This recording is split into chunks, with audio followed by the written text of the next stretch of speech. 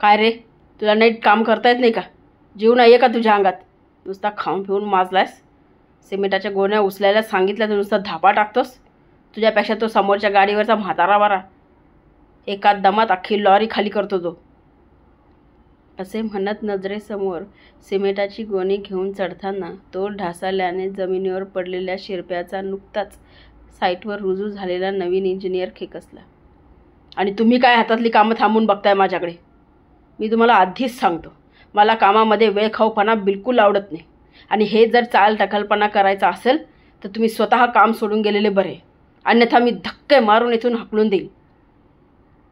तो शिरप्याला ओरडत असताना इतर कामगार आपापल्या हातातील कामं थांबवून त्याच्याकडे पाहत असल्याचे त्याच्या निदर्शनास त्या कामगारांवर खेकसला आणि मग थांबलेले हात पुन्हा धडपडत कार्य करू लागले.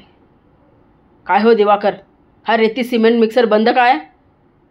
साहेब, मिक्सर चालणारा कामगार आज नाही आलाय, त्याची आई जरा आजारी आहे साहेब, मॅनेजरने त्याला सांगितले. आई आजारी आहे हे काय? हे कारण आहे? त्याला सांगा उद्यापासून आईची सेवा करत बस घरीच, काही यायची गरज नाही आहे. काहीशा गुरमीतच तो उद्गारला. साहेब, तो कधी सुट्टी घेत नाही साहेब, तो नेहमी कामावर येतो. मॅनेजर काही बोलण्यात त्याआधी इंजिनियरने काहीशा रागातच त्याच्याकडे पाहिले आणि त्या मॅनेजरने आपले शब्द आवर्ते घेतले. काय? एकही जण धड नाही आहे इथे. आता स्वतःशीच तो पुटपुटला आणि तेवढ्यात त्याच्या मोबाईलचे रिंग वाजले.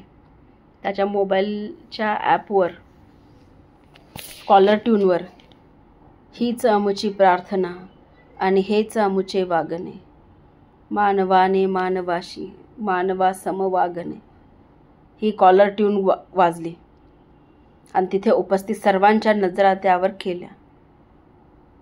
जे त्यानेही अनुभवले, पण त्यावर कोणत्या प्रकारे प्रतिक्रिया द्यावी हेच तत्क्षणी त्याला उमगले नाही.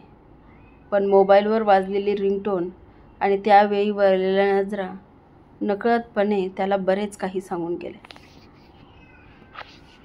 धन्यवाद.